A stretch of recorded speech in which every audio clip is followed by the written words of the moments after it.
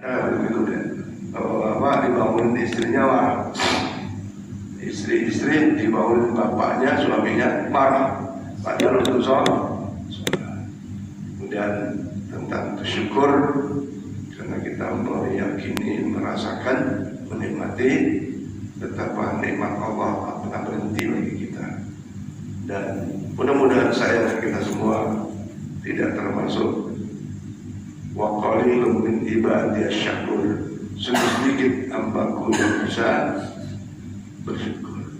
Mari kita dengarkan dengan hikmat apa yang Ustaz Suhaimi LC sampaikan di dalam tema sabar dan syukur. Untuk itu kepada Ustaz Iqbal atau Dr. Masyur.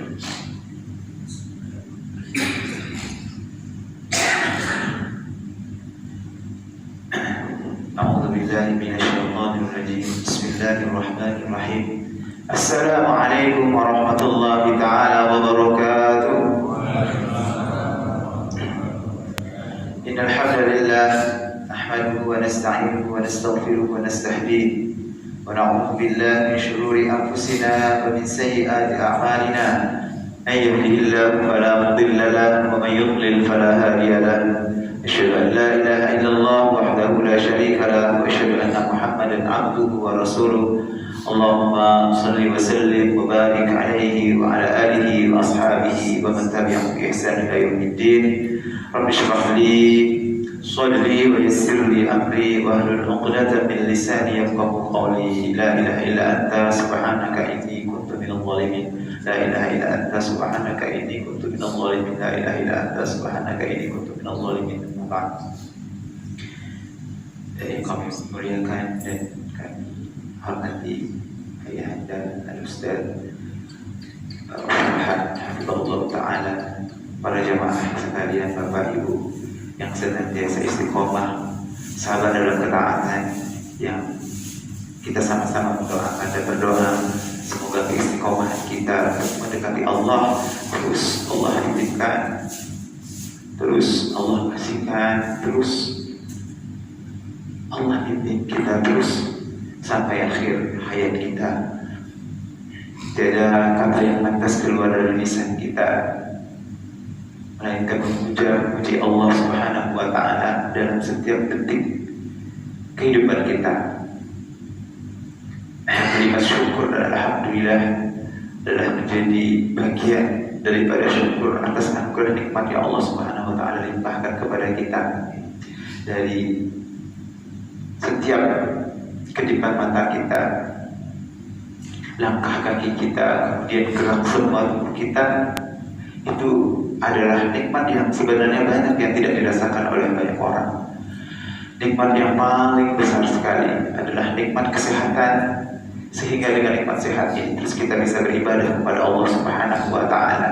Dan ada yang lebih besar dari semuanya adalah nikmat iman dan Islam, di mana kedua nikmat ini tidak bisa dipisahkan dalam kehidupan kita. Salam dan salam senantiasa tercurah limpahkan kepada Nabi kita, Nabi besar Muhammad sallallahu alaihi wasallam, di mana dengan beliaulah kita bisa merasakan manisnya iman dan Islam. Dengan perjuangan beliau kita bisa mengetahui ad-din Islam, apa itu agama Islam. Alhamdulillah kita dalam keadaan iman dan Islam bekas dari perjuangan Rasulullah sallallahu alaihi wasallam. Semoga Allah mencurahkan salawat dan salam kepada beliau. Bapak Ibu yang dimuliakan oleh Allah Subhanahu wa Ta'ala, tema kita pada pagi hari ini mengawali subuh ya dengan sholat tahajud. Mungkin Bapak Ibu dengan zikir, kemudian bersemangat pergi ke masjid untuk mengikuti sholat berjamaah, terus kemudian setelahnya mengikuti kajian rutin pekanan setiap hari pagi. Pada kesempatan kesempatan kali ini insyaallah Al-Fakir akan menyampaikan tema sabar dan syukur.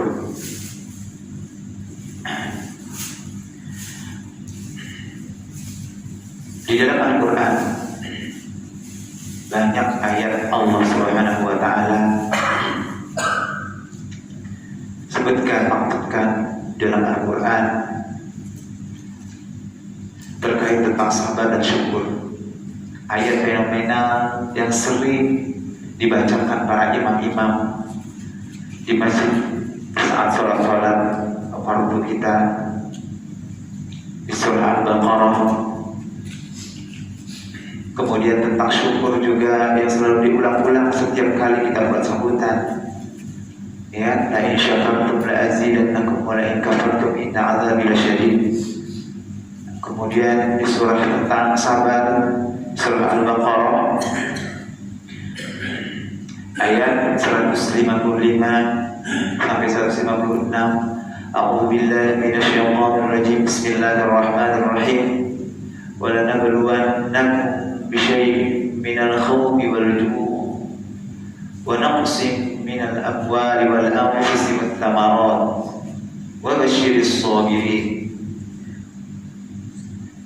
alladzina idza وَلَنَبْلُوَنَّكُمْ بِشَيْءٍ مِنَ الْخَوْفِ وَالْجُوعِ وَنَقْصٍ مِنَ الْأَمْوَالِ وَالْأَنفُسِ وَالثَّمَرَاتِ وَبَشِّرِ الصَّابِرِينَ الَّذِينَ إِذَا أَصَابَتْهُمْ مُصِيبَةٌ قَالُوا إِنَّا لِلَّهِ وَإِنَّا إِلَيْهِ راجعون أُولَئِكَ عَلَيْهِمْ صَلَوَاتٌ مِنْ رَبِّهِمْ وَرَحْمَةٌ وَأُولَئِكَ هُمُ المهتدون. Bapak Ibu yang dimuliakan oleh Allah Subhanahu wa Ta'ala, ada ayat yang begitu luar biasa sekali di surah Al-Baqarah ini di ayat 155. Allah memulai dengan walanabluwannakum. Setelah waw di sini ada lam taukid. Lam taukid itu adalah lam penguat, ya, bahwasanya Allah itu benar-benar bersumpah, benar-benar lam taukid di sini. Nabluwannakum, menguji kalian. Allah itu pasti akan menguji kalian. Kami pasti akan menguji kalian. Kun manusia. Maka di sini ada dua, manusia biasa dan manusia yang benar-benar beriman kepada Allah Subhanahu wa Ta'ala pasti akan bertemu dengan ujian. Kemudian lanjutannya bisyai. Kenapa Allah masukkan kalimat atau bahasa Indonesianya kata syai, sedikit? Kenapa enggak dibuang aja langsung? Lanabluwannakum minal khawfi wal ju' atau bil khawfi wal ju'. Kenapa di sini masukin bisyai, sedikit? Karena Allah tahu innal insana khuliqa halu'a. Innal insana khuliqa dha'ifa. Manusia itu memang diuji oleh Allah Subhanahu wa Ta'ala. Manusia itu diciptakan oleh Allah Subhanahu wa Ta'ala memang pada hakikatnya itu suka berkeluh kesah, suka ya banyak ngomelnya, yang suka menggerutu, suka kufur. Maka dikasih dikit aja ujian dari banyaknya ujian yang pernah didapatkan oleh nabi-nabi sebelum Nabi Muhammad SAW. Hanya mungkin percikan sedikit saja kepada umat kita, umat Nabi Muhammad SAW. Bisyai, sedikit aja kata Allah. Aku akan uji kamu sedikit saja. Tapi yang kita hadapi sekarang ini gimana Bapak Ibu? Sedikit atau banyak? Kelihatan itu banyak ya. Padahal ujian yang Allah Subhanahu wa Ta'ala titipkan kepada kita itu bisyai, sedikit saja, tidak ada apa-apanya. Jauh dari ujian yang Allah berikan kepada Nabi Allah Ayyub alaihissalam. Jauh ujian yang Allah kasihkan kepada Nabi Allah Musa alaihissalam, kepada Nabi Allah Nuh alaihissalam. Jauh bisyai, sedikit saja. Dari apa? Dari banyaknya ujian itu, ya, ternyata Allah ngasih kita ada lima ujian di ayat ini. Yang pertama adalah wala nabluwannakum bisyai'in minal khawf. Pertama, Allah kasih ujian kita dengan ketakutan. Takut. Takut apa? Apa di sini maksudnya? Di dalam tafsir dijelaskan minal khawf, takut di sini adalah takut pertama dengan masa depan. Bapak ibu diuji dengan ketakutan.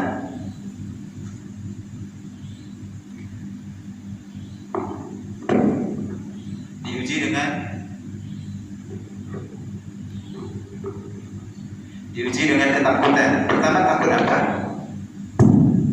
Takut dengan masa depan. Bismillah. Takut dengan masa depan. Takut dengan bagaimana nanti dia punya istri, dia punya anak. Khawatir, gelisah, kehilangan sesuatu, takut orang lain mempunyai banyak harta dari dia. Ini ujian dari Allah Subhanahu wa Ta'ala. Jadi Bapak Ibu yang dimuliakan oleh Allah Subhanahu wa Ta'ala, ini adalah bagian daripada ujian. Ternyata banyak dari kita yang tidak siap dengan ujian seperti ini. Ketakutan yang berlebihan. Nah, gimana ya nanti ya saya? Bisa nggak ya diuji ketakutan ini? Lalu solusinya itu bagaimana? Ada banyak ayat dalam Al-Quran.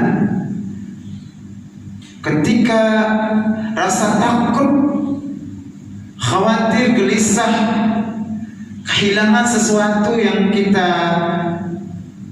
punya, Allah berfirman, wasta'inu bis-sabri was-salah. Minta tolonglah kepada Allah dengan sabar dan salat. Maka kuncinya di sini adalah sabar dan salat. Meminta petunjuk kepada Allah Subhanahu wa Ta'ala dengan sabar dan salat. Itu ketakutan. Kalau di zaman Nabi Shallallahu Alaihi Wasallam turunnya ayat ini, sebagian ahli tafsir mengatakan takut ketika dihadapkan satu perperangan. Karena ketika ayat Allah atau perintah Allah turun, ya, kepada Nabi Muhammad dan sahabat-sahabat beliau, memerintahkan kemudian untuk perang, maka di situ ketakutan yang luar biasa. Ya, ada banyak orang-orang munafik kala itu Allah tampakkan, ya, ketika diuji dengan perperangan. Ada yang pura-pura sakit, bahkan sampai Rasulullah SAW menegur sahabat tersebut, sampai turun firman Allah Subhanahu wa Ta'ala terkait sahabat ini, sudah maafin wahai Rasulullah, maafin, takut.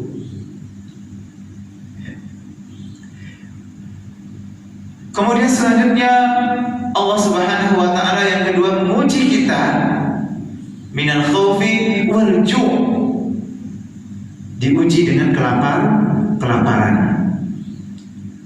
Kita bisa lihat Ujian ini begitu nampak sekali di depan mata kita. Bahkan mungkin kita sendiri yang merasakan ujian ini. Kenapa?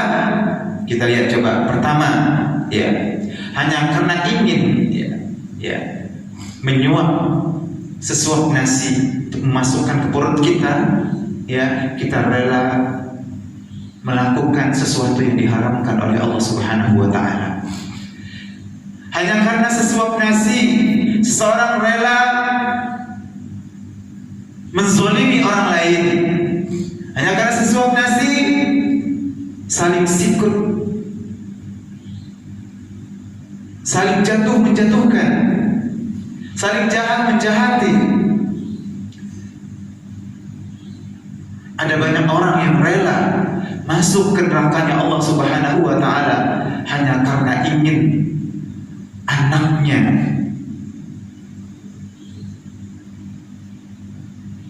mempunyai kendaraan misalnya.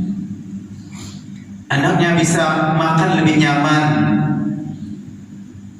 Ini ujian dari Allah Subhanahu wa taala wal-jub. Maka hati-hati. Maka kata guru-guru kita dulu itu, hati-hati dengan lapar. Hati-hati dengan lapar. Dengan lapar ini, seseorang kemudian berpikir, ya, untuk mencari pekerjaan. Hati-hati kalau profesi kita di dunia ini, ya, yang sebenarnya hakikatnya nanti ujung-ujungnya adalah Allah Subhanahu wa taala, ya. Tapi jalannya ini panjang, ya. Jalannya panjang menuju Allah Subhanahu wa taala dengan cara yang salah, mencari profesi yang salah, ya, hati-hati. Karena ini akan terus. Cari pekerjaan, cari profesi yang bisa mendekatkan diri kita kepada Allah Subhanahu wa taala. Kalaulah memang profesinya misalnya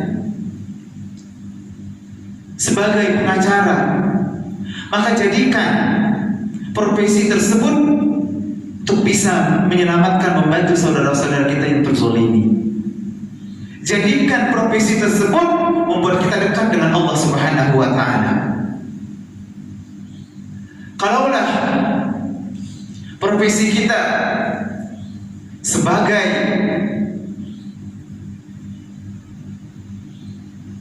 apa misalnya, yang tak ada hubungannya dengan akhirat secara kasat mata, apa misalnya,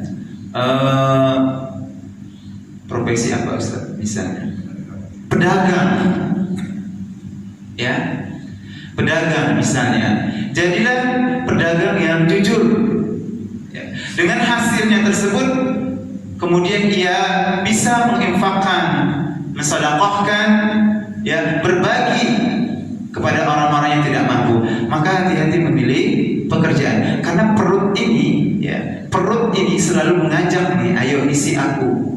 Kalau sudah kemasukan yang haram ke dalam perut kita, maka susah. Lalu bagaimana doa kita akan dijawab oleh Allah Subhanahu wa taala sementara yang masuk adalah yang haram? Dan itu akan menjadi mendarah daging dalam tubuh kita, akan menjadikan karakter yang buruk.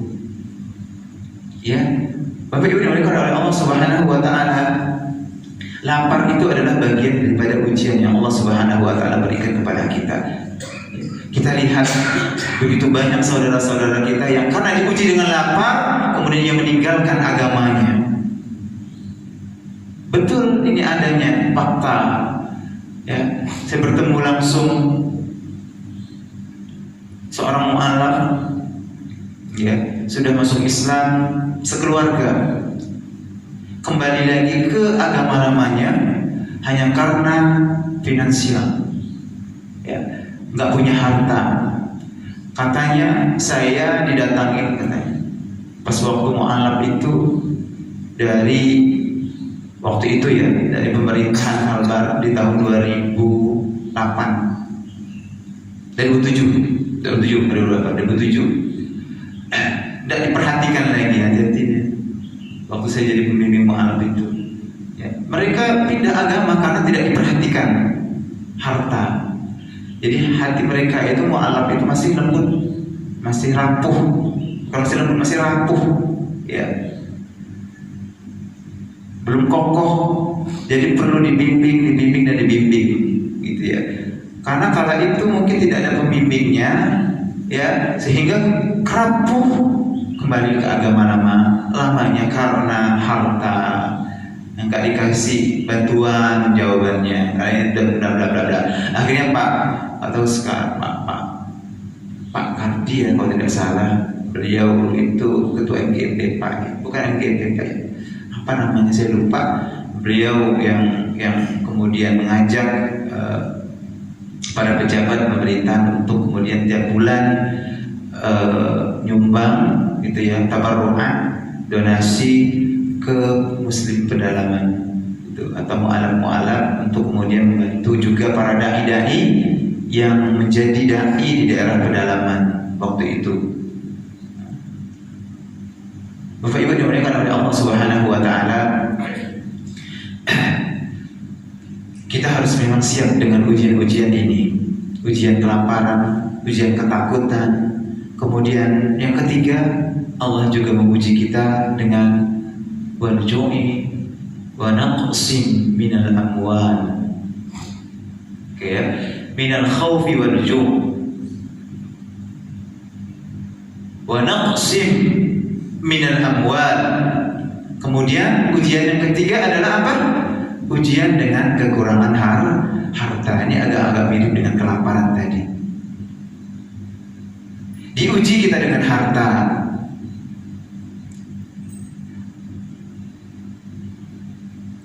Lihat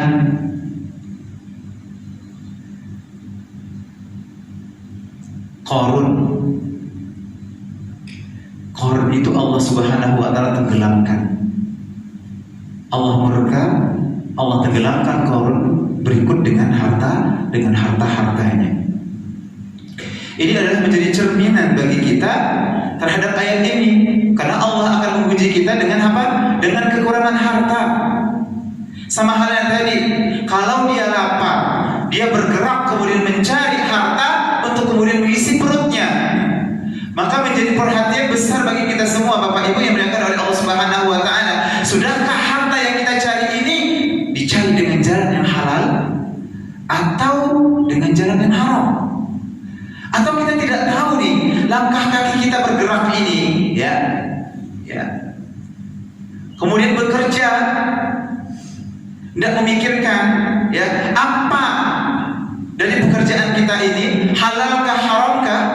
Ada yang nggak sadar, Bapak Ibu yang dimuliakan oleh Allah Subhanahu wa taala. Ada seseorang yang dia bekerja tak tahu itu halal atau haram.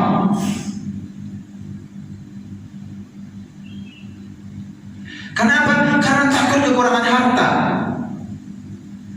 Saking takutnya dia kekurangan harta, halal haram hantam. Halal haram hantam. Ini sehingga begitu luar biasa sekali kita perhatikan, ada orang yang maaf kaya, kemudian ia ingin anaknya itu juga kaya seperti dia, dengan mencarikan profesi dengan cara yang salah, menyogok.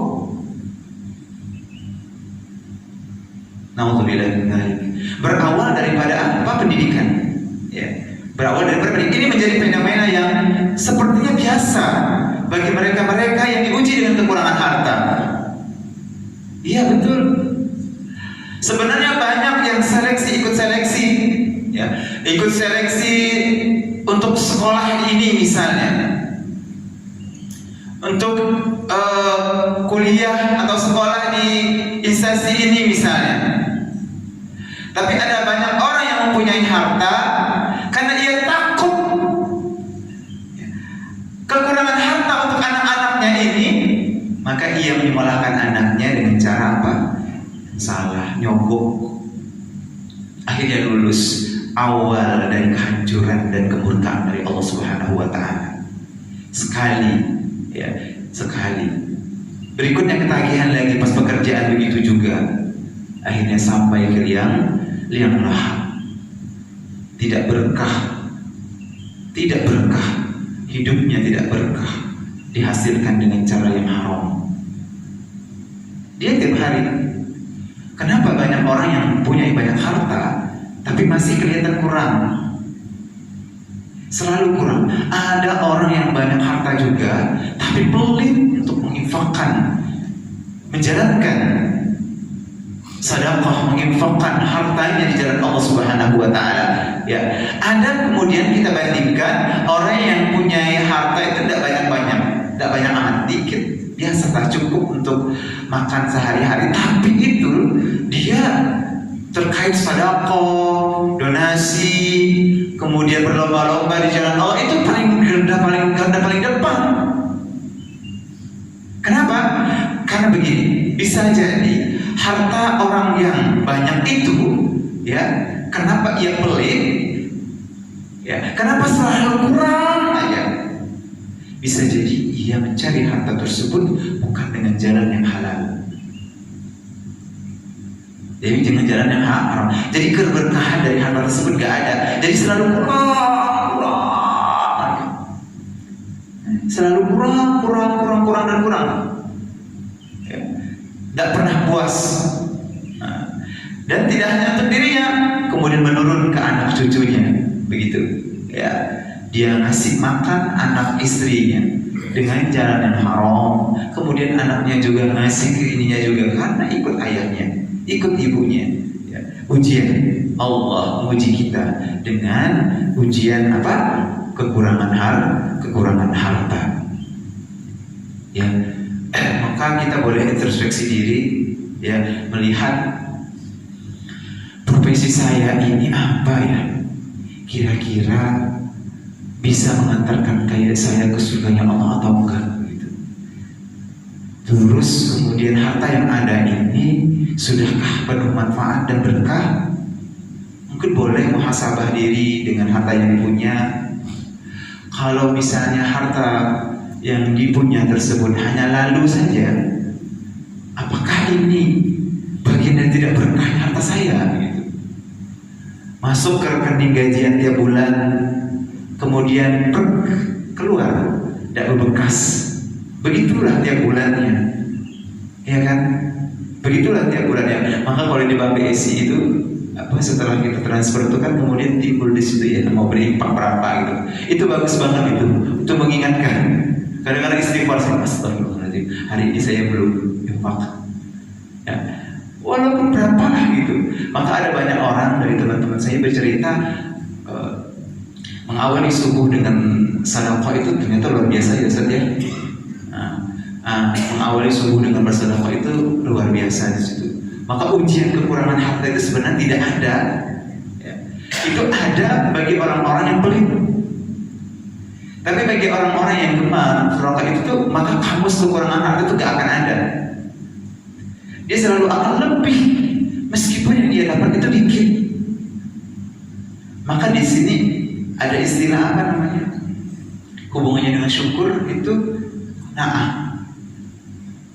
merasa cukup dengan apa yang Allah Subhanahu wa taala berikan. Gitu ya. Kalau berbicara masalah ini panjang. Ya. Sepertinya itu berat untuk berada pada posisi ini gitu. Berat. Ya. Tapi anehnya kita itu kalau ditanya pinginnya itu tenang apa gelisah? Pinginnya itu dicukupkan harta atau dikurangkan harta?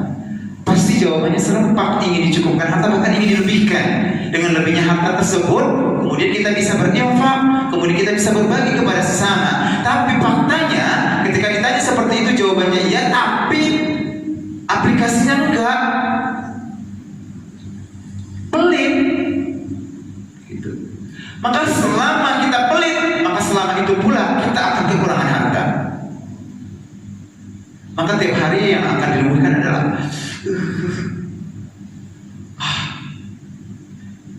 gaji nggak seberapa ini, cari lagi hingga lupa Allah. Ujian kekurangan harta itu begitu.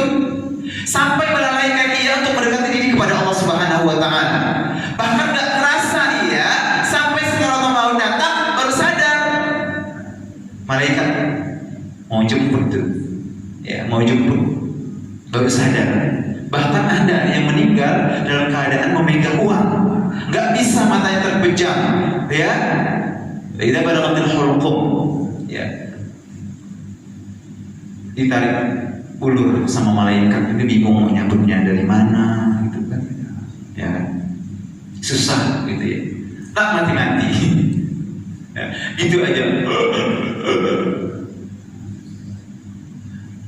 Dalam kisah Ustadz Bahtiar Nasir bercerita, kala itu kata beliau, saya masih kecil, Ustadz Bahtiar Nasir menyaksikan orang yang meninggal, tidak bisa meninggal, orang yang itu sakratul maut nggak bisa, lama banget, susah, didatangkan ustadz satu nggak bisa, ditalkinin nggak bisa, ini nggak bisa, apa yang terjadi? Tangannya bergerak gini, bergerak, apa?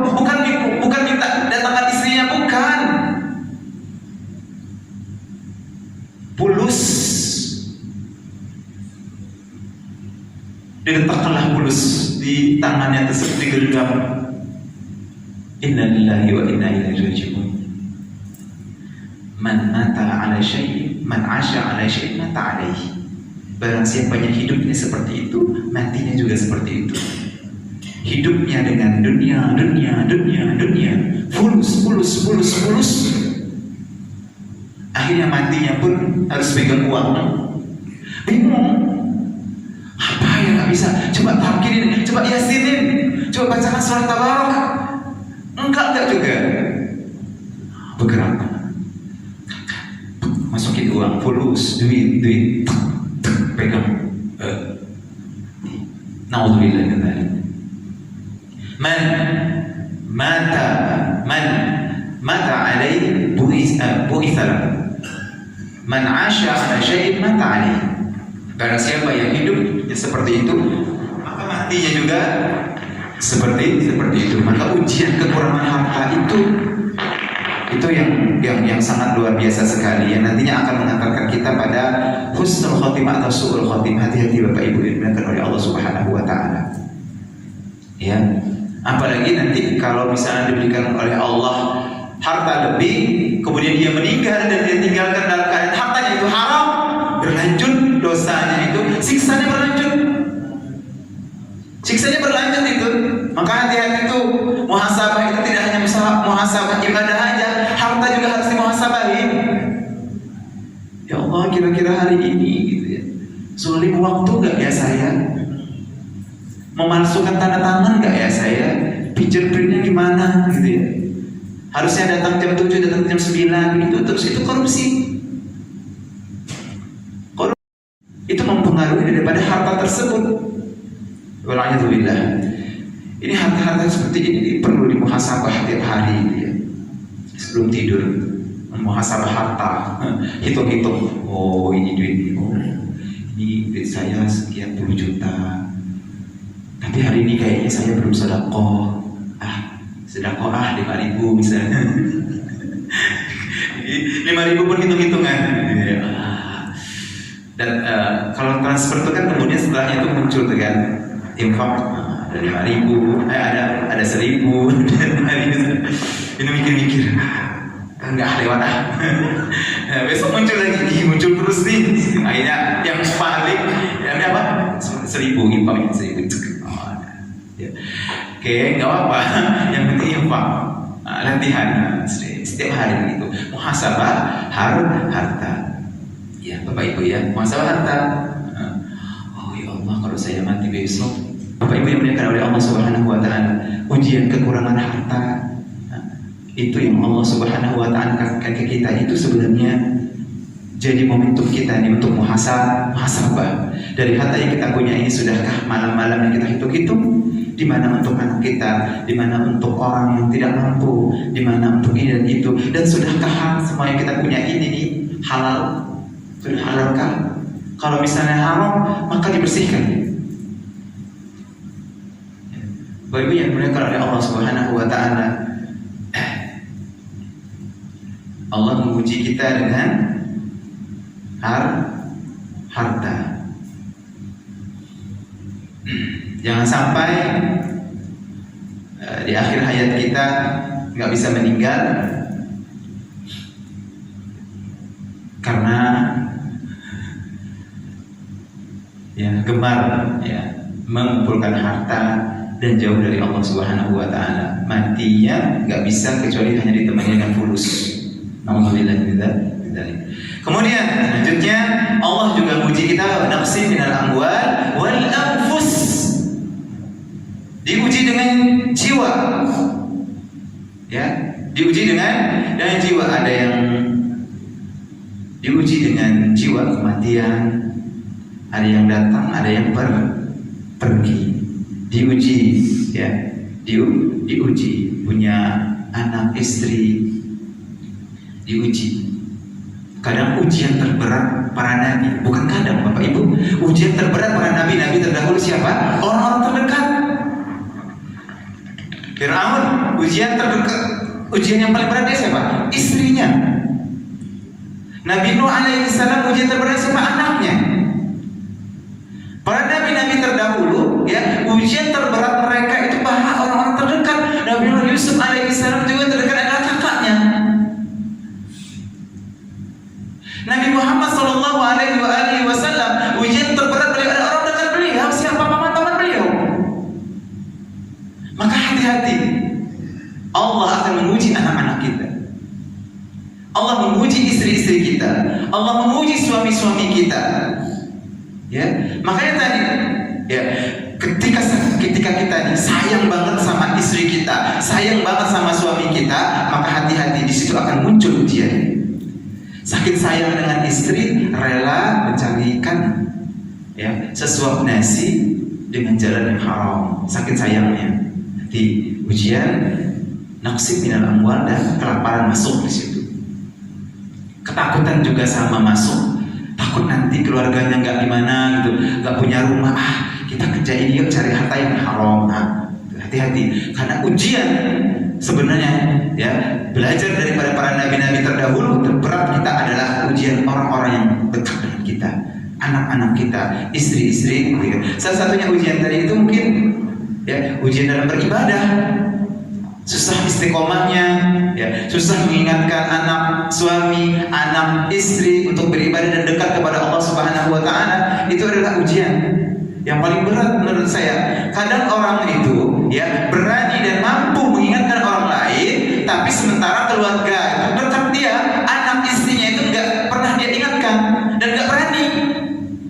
Lucu, kalau di kantor itu paling gagah, paling ditakuti, tapi di rumah paling lemah. Ya, tidur, bangun, ya gitulah. Anak istri dibiarin, gitu ya. Sholat nggak sholat terserah, gitu ya. Manusia yang paling lemah adalah manusia yang sebenarnya kuat tapi dia tak berani.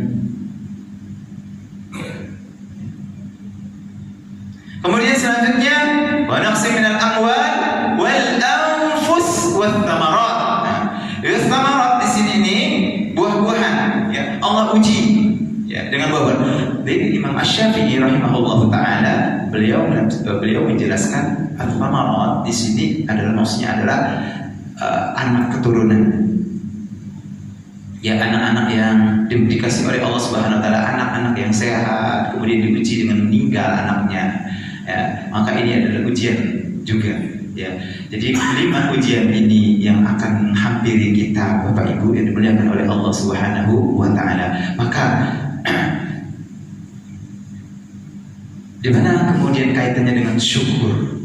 Maka gini, Bapak Ibu dimuliakan oleh Allah Subhanahu wa taala, maka di sini Allah Subhanahu wa taala akan menguji kita dengan 5 ini dan melihat kita apakah kita bagian daripada orang-orang yang bersyukur. Maka syukur dan sabar itu seperti 2 sisi mata uang ya Ustaz, yang tidak bisa dipisahkan. Ya, seperti roja dan khauf, harap dan takut itu juga sama seperti 2 sayap. Ya, 2 sayap, kalau burung itu terbang dengan 1 sayap, dia nggak bisa terbang gitu ya. Jadi sabar dan syukur. Ya. Maka ketika seseorang sudah bersyukur, pasti insya Allah dia akan sabar. Oke. Pasti akan seseorang itu akan bersabar, ya. Dia akan bisa bersabar kalau dia bisa syukur. Bagaimana cara bersyukur? Ada tiga poin penting. Yang pertama, bersyukur dengan qalb, al-qalb, hati, ya. Yakni apa? Yang pertama, yakni pahami, yakini bahwasanya apa yang kita dapati, yang Allah kasihkan, itu semuanya dari Allah Subhanahu wa Ta'ala. Yang kita punya itu dari Allah Subhanahu wa Ta'ala. Kalau kita yakin semuanya dari Allah Subhanahu wa Ta'ala, kita tidak akan pernah gelisah dan takut. Itu yang pertama, ya. Maka ketika ujian datang, diambil harta kita akan syukur dan bersabar. Itu syukur yang pertama adalah asyukru bil qalbi. Yang kedua, asyukru bil lisan. Syukur di qalbi, ya, ini hubungannya dengan hati. Kemudian syukur bil lisan, keluar. Maka apa yang Allah kasih, ujian apapun dari 5 tadi, maka apa selalu ala kulli hal. Ucapannya apa? Alhamdulillahi ala kulli hal. Alhamdulillahilladzi bi ni'matihi tatimmus shalihat. Ya Allah, alhamdulillah ya Allah atas segala nikmat-Mu. Ya, ucapan yang akan keluar begitu. Diuji dengan harta, diuji dengan ketakutan, diuji dengan kelaparan, yang akan keluar dari lisannya adalah alhamdulillahilladzi bi ni'matihi tatimmus shalihat, atau alhamdulillahi ala kulli hal. Keluar lisan seperti ini. Ya, ini ya, kalau dia sudah bersyukur sini, pasti dia akan sabar.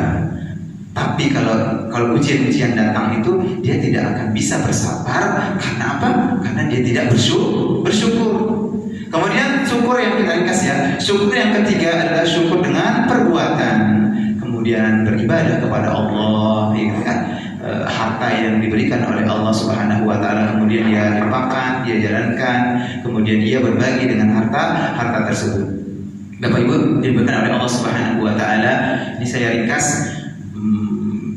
kesimpulan terakhirnya. Bapak Ibu yang dimuliakan oleh Allah Subhanahu wa Ta'ala, saya yakin kita semua bisa melewati ini dengan ujian-ujian Allah ini dengan penuh keridhaan, penuh kesabaran, dan penuh dengan keikhlasan. Firman Allah Subhanahu wa Ta'ala, wa asa an takrahu syai'an wa asa an takrahu syai'an wa huwa khairul lakum wa asa an tuhibbu syai'an wa huwa syarrul lakum. Yakinlah Bapak Ibu, apa yang Allah Subhanahu wa Ta'ala berikan itu, ya, itu baik insyaallah. Maka kadang-kadang sesuatu yang menurut kita buruk belum tentu buruk, tapi baik menurut Allah. Begitu sebaliknya, sesuatu yang menurut kita baik itu belum tentu baik, itu buruk menurut Allah Subhanahu wa Ta'ala. Maka ketika ujian datang, bertubi-tubi datang ke kita, maka terimalah dengan qada datang dari Allah Subhanahu wa Ta'ala. Yakini bahwa itu adalah terbaik dari Allah Subhanahu wa Ta'ala. Yang kedua, la yukallifullahu nafsan illa wus'aha. Allah tidak akan pernah membebani seseorang melainkan batas kemampuannya. Yakini bahwasanya ujian yang Allah timpakan kepada